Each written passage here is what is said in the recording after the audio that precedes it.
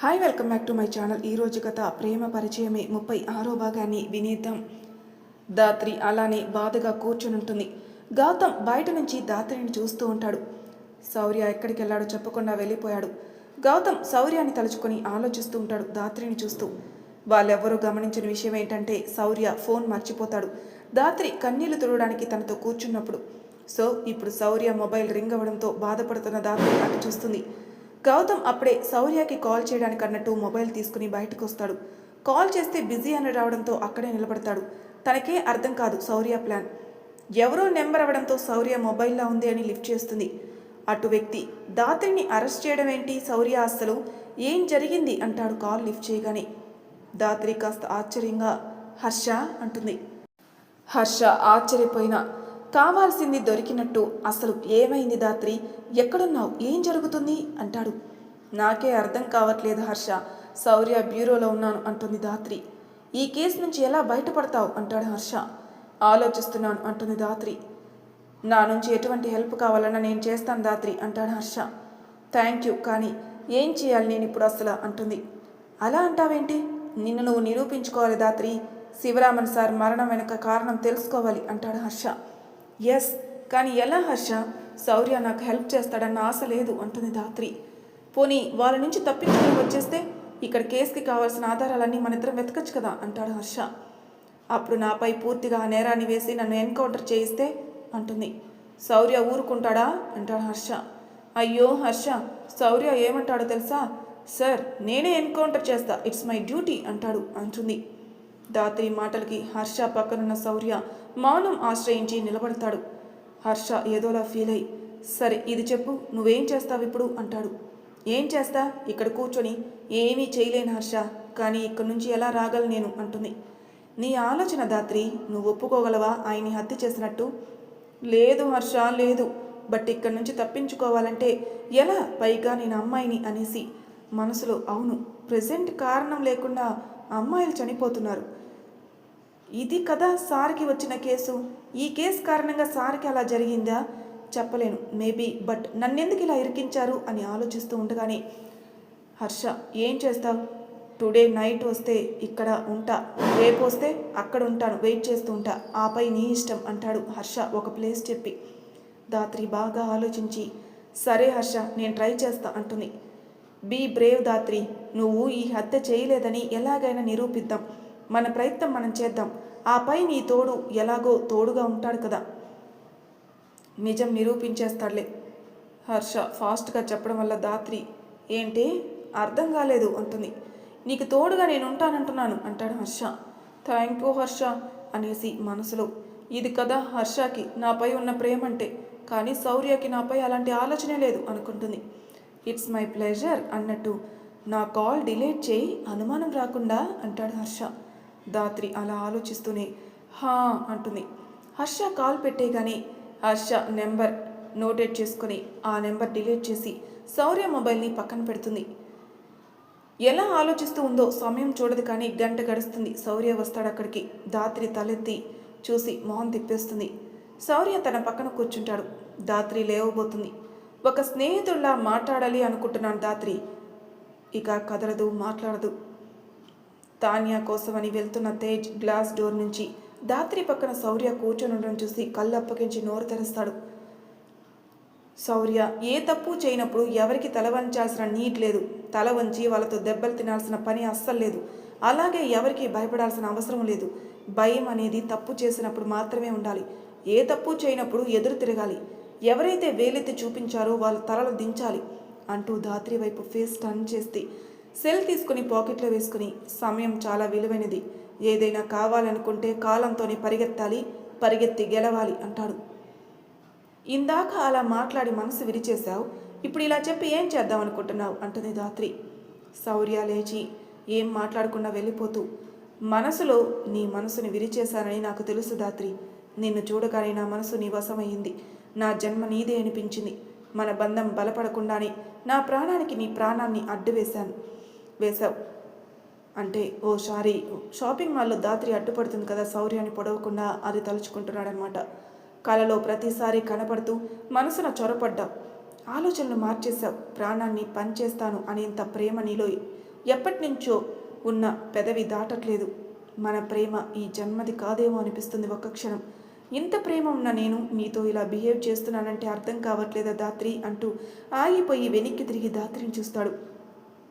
శౌర్య వైపే చూస్తున్న దాత్రి అలా శౌర్య చూడగానే తన కళ్ళల్లోకి చూస్తుంది. దాత్రికి కళ్ళ వెంట నీళ్లు తిరుగుతాయి. ఎందుకో వాళ్ళ మనసులు భావాలేంటో వాళ్ళకే తెలియాలి. శౌర్య వెళ్ళిన తర్వాత తన మాటల్లో అర్థాన్ని వెతుక్కుంటూ కళ్ళు మూసుకొని ఏం చేయాలో అని ఆలోచనలో ఉంటుంది. శౌర్య భారంగా అక్కడి నుంచి వెళ్ళిపోతాడు. తేజ్ శౌర్యని గమనిస్తాడు. మనిషి బాగున్నాడు కానీ ఆయన మనసు ఏదో విషయంలో మదన పడుతూ ఉందని కాసేపటికి రామ్ దగ్గరికి వెళ్ళి, రే శౌర్య సార్ ఏదో విషయంలో మదన పడుతూ ఉన్నారా, ఆయనకి ఏం ప్రాబ్లమో మనకి ఎందుకురా, మనకేం తెలుసురా అంటాడు రామ్. అలా అంటే ఎలారా, మన సింహం కదరా అంటాడు తేజ్. రామ్ నవ్వి, సరే ఈరోజు గమనిద్దాం ఆయన బాధ ఏంటో అంటాడు. అప్పుడే తాన్యా వచ్చి, ఇంటికెళ్ళరా టైం అయిందిగా అంటుంది. తేజ్ రామ్ వైపు చూస్తాడు. రేపు చూద్దాంలే పద అంటాడు రామ్. తేజ్ తల ఊపుతాడు. అలా ఇద్దరు ఇంటికి వెళ్తారు. అందరూ కూడా వెళ్తారు. బ్యూరోలో ఒక ముగ్గురు సెక్యూరిటీ ఉంటారు. అండ్ ఇంకేదైనా టీం ఏదో ఒక కేసు హ్యాండిల్ చేస్తుంటే వర్క్ పర్పస్ పై ఉంటారంతే.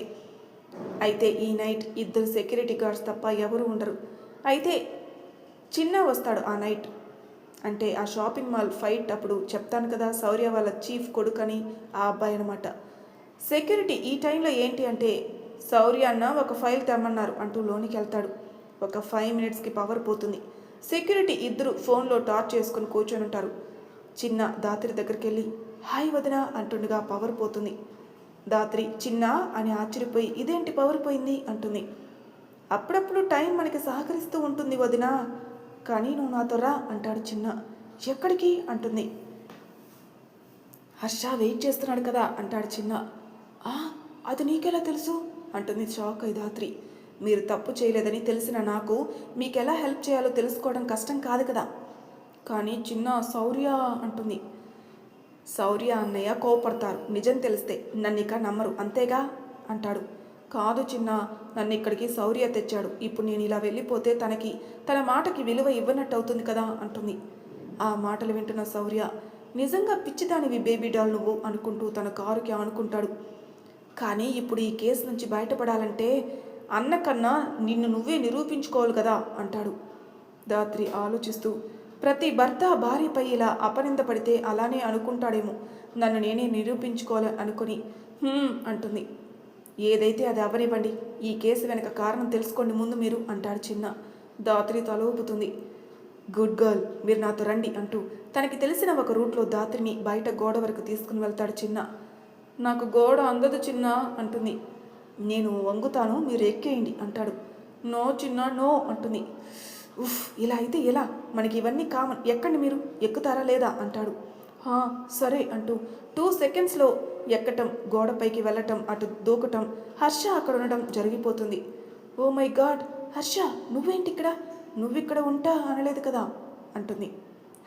బట్ చిన్న నాకు కాల్ చేశాడు, మన ప్లాన్ తెలిసి తనే ఇక్కడికి రమ్మన్నాళ్లే అంటాడు. దాత్రి టెన్షన్గా చూసి మనసులో, ఒట్టి చిన్న బ్రెయిన్కే ఇంత సెన్స్ చేయడం వస్తే నా అతిబల ఇంకెంత. దాత్రి స్టాప్ అని తాను అనుకొని, నా అతిబల కాదు, హీఈస్ మిస్టర్ శౌర్య, తను ఎంత సెన్స్ చేయగలడు నా చుట్టూ జరుగుతున్న దాన్ని అని అనుమానంగా ఆలోచిస్తూ ఉంటే, హర్ష వెళ్దాం దాత్రి, ఇక్కడే ఉంటే సేఫ్ కాదు అంటాడు. దాత్రి కూడా అని అడ్డదిడ్డంగా తలూపి వెళ్తుంది. హర్ష ఒక చోటికి తీసుకువెళ్ళి, ఇక్కడే ఉండు ఇక నుంచి నువ్వు అంటాడు.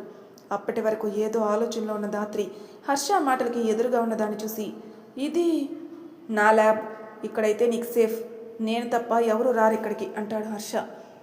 దాత్రి సరే అని తలూపి ఒక్కసారి తను ఏం చేస్తుంది, ఏం చేయాలనుకుంటుందో ఆలోచిస్తూ ఏదో తట్టినట్టు, హర్ష ఒక్కసారి శివరామన్ సార్ ల్యాబ్కి వెళ్దామా అంటుంది. టుడే కదా అలా జరిగింది, అక్కడ పోలీసులు ఉంటారేమో అంటాడు. పర్లేదు, నాకు వెనక నుంచి ఎలా వెళ్ళాలో తెలుసు, ఈ నైట్ వదులుకుంటే మనకు కావాల్సినవి ఏవైనా ఎవరైనా గల్లంత చేస్తారేమో అని. హర్ష పెట్టుకున్న బ్లూటూత్ నుంచి శౌర్య తీసుకుని వెళ్ళు హర్ష అనడంతో ఆలోచించినట్టు యాక్ట్ చేసి, సరే దాత్రి అంటూ కారు అటు తిప్పి అక్కడికి తీసుకుని వెళ్తాడు. నల్లని చీకట్లో వెలుతురిని ఇష్టపడలేక కూర్చున్న వ్యక్తి తనున్న చైర్లో ఊగుతూ ఉంటాడు. ఇంతలో ఏదో కాల్. లిఫ్ట్ చేసి, హలో. ఏం విన్నాడో ఏంటో ఫోన్ విసిరేసి, డామిట్ స్మూత్గా కేసుని క్లోజ్ చేద్దామంటే సిబిఐ చేతికి వెళ్ళటం ఏంటి అంటూ తనున్న చైర్పై పిడికిలు బిగించి గుద్ది అక్కడి నుంచి లేచి ఎక్కడికో బయలుదేరుతాడు. కారులో అలా వెళ్తూ ఉండగా అతని పక్కనే ఉన్న ఇంకో మనిషికి కాల్ వస్తుంది. హలో అని ఫోన్లో చెప్పింది విని అతనితో, అన్నా, ఆ అమ్మాయిని అరెస్ట్ చేసిన police officer and constable duty నుంచి సస్పెండ్ అయ్యారంట. వాళ్ళని ఏం జరిగిందో అడుగుదామని కమిషనర్ కనెక్ట్ అవ్వబోయినా వాళ్ళ అడ్రస్ లేరు అంటున్నా. ఈ విషయం పీకకి చుట్టుకోకూడదని ఆ అమ్మాయిని ఇరికించి కేసు క్లోజ్ చేయాలనుకున్నాను. కానీ ఇది తీగల అల్లుకుపోయి నా మెడకు చుట్టుకునేలా ఉంది. ఎట్టి పరిస్థితుల్లోనూ ఎవరికి ఈ కేసు విషయాలు తెలియకూడదు. అతనితో ఉన్న అతను అలాగే అన్నా, తెలిస్తే వాళ్ళకి బ్రతుకుండదు కదా అన్నా, మీరు కూల్గా ఉండండి అంటాడు. హర్ష దాత్రి కారులో వెళ్తుండగా దాత్రి ఒక్కసారి తన డ్రెస్ చూసుకుంటుంది. బ్లాక్ అవడంతో కాస్త తనలో తాను అమ్మయ్య అనుకుని నన్నెవరూ చూడలేరు నైట్లో, ఇక శౌర్య షర్ట్ బ్లాక్నే కదా అనుకుంటూ ఆలోచిస్తూ ఉంటుంది. హర్ష కార్ కాస్త దూరాన ఆపి ఆ ల్యాబ్ బిల్డింగ్ని చూస్తాడు. బయట 2 పోలీసులు నిఘా ఉంటారు. పోలీసులున్నారు దాత్రి అంటాడు హర్ష. ఇట్స్ ఓకే హర్ష, నువ్వు ఇక్కడే వెయిట్ చేయి, నేను వెళ్తాను అంటుంది. హర్ష వెళ్తున్న దాత్రి చేయి పట్టుకుని, ఇంత నైట్ ఆ బిల్డింగ్ ఎలా ఉందో చూడు, లోపల పైగా మర్డర్ జరిగిన ప్లేస్ అవసరమా అంటాడు. అసలు నేను ఎందుకు బయటకు వచ్చాను, నా తప్పు లేదని నిరూపించుకోవడానికి, అవునా అంటుంది. హర్ష కూడా తలూపుతాడు. మరి ఫస్ట్ స్టెప్ దగ్గర ఇలా వెనక్కి లాగేయకు, ఆ ల్యాబ్ భయంకరమైనట్టే ఉంటుంది, కానీ అందరూ నీకు ఆయనకి ఎఫ్ఐఆర్, నువ్వే ఆయన్ని చంపేశావంటుంటే నాకు నా జీవితం చాలా దుర్భరంగా ఉంది అని తల వంచుకుని, శౌర్య అలా అడిగినప్పుడైతే ఏడ్ చేస్తూ, అయినా శౌర్య నన్ను నమ్ముతాడని ఎక్స్పెక్ట్ చేయడం నాదే తప్పు, ఏమో ఎవరి ఆలోచన ఎలా ఉంటుందో, ప్లీజ్ దాత్రి కంట్రోల్, ఏడవకు అంటాడు హర్ష. హర్ష ఓదార్పుకి దాత్రి, శౌర్య అలా అన్నప్పుడు సీరియస్లీ హర్ష, ఇక నాకు ఈ జీవితం అనవసరం అనిపించింది. ఈ నాలలో తను ఇంతేనా నన్ను అర్థం చేసుకుంది, మరీ అంత చీప్గా కనిపించానా అనిపించింది. బ్రెయిన్లో శౌర్య తనతో ఎంత చొరవగా బిహేవ్ చేసినా తనని ఏమీ అనలేకపోతుంది కదా. ఎప్పుడు ఆ సీన్స్ ఫ్లాష్ అయి మనసులోని, అది నీపై నాకు తెలియకుండా ఉన్న ప్రేమ వల్ల కలిగిన ఫీల్ శౌర్య, అంతే తప్ప నాది ఒకరికి లొంగిపోయే క్యారెక్టర్ కాదు, నీకు అది అర్థం కాలేదు అంటూ ఏడ్చుకుంటుంది. ఏడుస్తున్న దాత్రిని చూసిన హర్ష మనసు ఏదోలా అవుతుంది. వెంటనే ప్లీజ్ దాత్రి ప్లీజ్, మనకు టార్గెట్ ఉంది కదా. ఇదంతా వింటున్న శౌర్యకి దాత్రి ప్రతి మాట గుండెని గుణపంతో గుచ్చుతూ ఉన్నట్టుంటుంది. మనం ప్రేమించిన వ్యక్తి మన వల్ల బాధపడుతూ ఉంటే అంతకన్నా నరకం మనకి ఇంకోటి ఉండదు కదా అనుకుంటాడు. దాత్రి 2 చేతులతో కళ్ళు తుడుచుకుంటూ తల ఊపుతుంది. శౌర్య తన్ని తాను కంట్రోల్ చేసుకుని హర్షతో బ్లూటూత్తో కనెక్ట్ అయి ఉండడంతో తనని స్వేచ్ఛగా వదిలే హర్ష, తన వెనక నేనుంటా, మీ కారు వెనక నేను వచ్చాను అంటాడు. హర్ష కూడా దాత్రి ఇక చాలా ఏడ్చింది, ఎప్పుడైనా ఒకటి గుర్తుపెట్టుకో, ఎదురు దెబ్బలు తగులుతున్నాయనుకొని బాధపడే కన్నా నన్ను సరిగ్గా నడిపించడానికి తయారు చేస్తున్నాయనుకోవచ్చు కదా అంటాడు. శౌర్య మాటలే నీకు బాధని ఇచ్చి ఉండొచ్చు, కానీ నిన్నిక్కడి వరకు కాదు నీ ఆలోచనలు ఇంతవరకు తీసుకురావడానికి కారణం శౌర్య వలనో సమాజం వలనో కలిగిన బాధ. వెళ్ళి నీకు కావాల్సింది సాధించుకొనిరా అంటాడు. దాత్రి కూడా థ్యాంక్ యూ హర్ష అనుకుని లోనికి వెళ్ళే దారి చూసుకుని వెళ్తుంది. శౌర్య కూడా ఏమాత్రం అనుమానం రాకుండా వెళ్తూ ఉంటాడు. దాత్రి లోనికి వెళ్ళాక ఓసారి వెనక్కి తిరిగి చూస్తుంది. శౌర్య వెంటనే కనిపించకుండా తప్పుకుంటాడు. తను వేసుకున్న శౌర్య షర్ట్ని తడుముకొని, నువ్వుంటే నాకు చాలా ధైర్యంగా ఉంటుంది, ఇలా అయినా నాతో ఉన్నావేమో, ఇది కూడా నీ వల్లే ఉన్న ధైర్యమేమో అనుకుంటూ ఆ షర్ట్ని తడుముకొని, కానీ నీపై చాలా కోపంగా ఉన్నాను శౌర్య, మాట్లాడను, అస్సలు మాట్లాడను, చూస్తూ ఉండు అనుకుంటూ వెళ్తుంది దాత్రి. ఆ మాటలు విన్న శౌర్య, నిన్ను ఎలా సంతోషపెట్టాలో, ఎలా బుజ్జగించాలో నాకు తెలుసు బేబీ డాల్ అని తన వెనకే వెళ్తాడు. కానీ అంతలోనే ఏదో అనుమానం, వాళ్ళిద్దరూ కాకుండా ఇంకెవరో పర్సన్ అక్కడే ఉన్నారని చుట్టూ గమనిస్తాడు. దాత్రికి ఏమీ కనిపించకపోవడంతో ల్యాబ్లో లైట్ వేస్తే బయట ఉన్న పోలీసులు వాళ్ళకి అనుమానం వస్తుందేమో అనుకుని, చేతిలో ఫోన్ కూడా లేదు అని తను తాను తిట్టుకుంటూ ఏదో తట్టిన దానిలా వెంటనే ఆ ల్యాబ్లో వెతుకుతూ ఏదో పౌడర్ తీసుకుని స్మెల్ చూసి ఎస్ ఇదే అనుకుని ఒక గాజు గిన్నెలో పోసి దానిపై ఇంకో గాజు గ్లాసులో దూరాన ఉన్న లిక్విడ్ని ఓసారి కళ్ళు దగ్గరికి పెట్టి మరీ చూసి ఆ గాజు గిన్నెలో ఆ లిక్విడ్ కొద్దిగా పోసి బోర్లాగా ఆ పౌడర్ ఉన్న గ్లాస్పై పెడుతుంది. ఆ రెండిటి రియాక్షన్తో అందులో వస్తున్న కాంతి ఆ గాజు వల్ల భలేగా రిఫ్లెక్ట్ అవుతూ ఆ రూమ్లోని కొద్దిగా కాంతివంతంగా కనిపిస్తుంది. శౌర్య దాత్రి పనిని చూసి what a brain baby doll అంటూ దూరంగా ఆగిపోతాడు. దాత్రి శివరామన్ గారి డెడ్ బాడీ పడి ఉన్న చోట కోసం వెతుకుతుంది. ఆ 2 గాజు గిన్నెలని లాంతరలా భావిస్తూ పట్టుకుని వెళ్తూ. అంతలో అక్కడే ఉన్న వ్యక్తి ఎక్కడుందా డెడ్ బాడీ అని వెతుకుతూ మనసులో మళ్ళీ ల్యాబ్ ఓపెన్ చేసి ఎవడో ఒకడు టెస్ట్ చేస్తాడు అని దాని ఉంచకు తెచ్చేయని మా హెడ్ గార్డ్ చెప్పాడు. అలా అయితేనే డబ్బిస్తా అన్నాడు. ఎక్కడుంది? నిన్నొచ్చిన మాకు ఏమీ కనిపించలేదు కదా అనుకుంటూ ఫేస్ టర్న్ చేసిన అతనికి ఏదో వెలుతురు కనిపిస్తుంది. దానితో ఏంటిది, దెయ్యం కాదు కదా అనుకుంటూ ఉండగాని దాత్రి ఒక గదికి టర్న్ అవుతుంది. వేలాడే కురులను చూసి ఎవరో అమ్మాయిలా ఉందే, ఎవరు తను అనుకుని ముందు తన్ని భయపెట్టి ఇక్కడి నుంచి పంపేద్దామనుకుని ఒక్కసారి దాత్రి వెళ్తున్న వైపుకు వెళ్ళి తన ముందుగా పరిగెడతాడు. ఆ టైంలో దాత్రి కింద చూస్తూ పట్టించుకోదు. అతను ఇదేంటి, ఏం చేస్తుంది, ఏం వెతుకుతుంది, ఎలా అయినా ఇక్కడి నుంచి ఈ అమ్మాయిని పంపేయాలి, అసలు ఎవరి అమ్మాయి, నాకు ఆ డెడ్ బాడీ కనిపించక వెతుకుతూ ఉంటే తినేం వెతుకుతుంది అనుకుని చప్పుడు చేస్తాడు. దాత్రి గుండెలు ఆతిరి చుట్టూ చూస్తుంది. వెనకే కాస్త దూరంలో ఉన్న శౌర్య ఆ సౌండ్ వచ్చిన వైపు చూస్తాడు. ఇంతలో దాత్రికి ఏదో ఆకారం కనిపిస్తుంది. చూడబోతే అది తన వైపే వస్తున్నట్టు అనిపించి భయంతో అటు తిరిగిపోతుంది. అతను దాత్రికి దగ్గరగా వెళ్తున్నాడనగా శౌర్య అతని పక్కకి లాక్కొస్తాడు. అతను ఏదో అనుకుని అరవబోతుంటే శౌర్య అతని నోరు మూసేసి తన నుదుటిపై గుద్దుతాడు. అతను తల తిప్పుతూ అక్కడికక్కడికే పడిపోబోతుంటే శౌర్య వాడిని పట్టుకుని ఒక పక్కన కూర్చోబెడతాడు. దాత్రి భయంగా ఓసారి వెనక్కి చూస్తుంది. వెనక ఏమీ ఉండదు.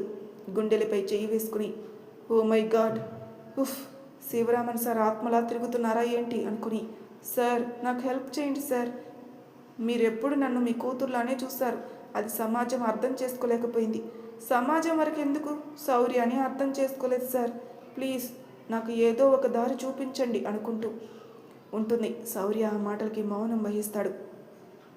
ఆయన డెడ్ బాడీ పడి ఉన్న చోట మార్క్ చేసి ఉంటుంది. స్లో అక్కడికి వెళ్ళి అంతా గమనిస్తుంది కానీ తనకేం కనిపించదు. ఓసారి ల్యాబ్లోకి వెళ్ళి మొత్తం చెక్ చేస్తూ ఉంటుంది. సడన్గా పౌడర్ అంతా బర్న్ అయిపోవడంతో లైట్ ఆగిపోతుంది. దాత్రి అరే మళ్ళీ తేవాలా, ఇప్పుడు మళ్ళీ ఆ ల్యాబ్కి వెళ్ళాలా అనుకుంటుంది. ప్రెజెంట్ దాత్రి ఉన్న ల్యాబ్లో జంతువులు, కీటకాలు, మనుషుల దేహాలు, అస్థిపంజరాలుంటాయి. అయితే అప్పుడు పవర్ పోవడంతో కొద్దిగా భయం వేసినా నిజంగా దెయ్యాలు ఉంటే శివరామన్ సార్ హెల్ప్ చేస్తారు కదా, నేనెందుకు భయపడ్డం అనుకుంటూ వాళ్ళకి వచ్చిన అమ్మాయి డెడ్ బాడీ ఉంచిన చోటని వెతుక్కుంటూ వెళ్ళి చూస్తుంది. బట్ బ్యాడ్ లక్, అక్కడ డెడ్ బాడీ ఉండదు. మరి తర్వాయి భాగంలో ఏం జరగబోతుందో నెక్స్ట్ ఎపిసోడ్లో తెలుసుకుందాం. అంతవరకు నా ఛానల్ సబ్స్క్రైబ్ చేయని వాళ్ళు ప్లీజ్ సబ్స్క్రైబ్ చేసుకోండి, లైక్ చేసి షేర్ చేయండి, మీ అభిప్రాయాలు నా కామెంట్ రూపంలో తెలియజేయండి. Thank you for listening.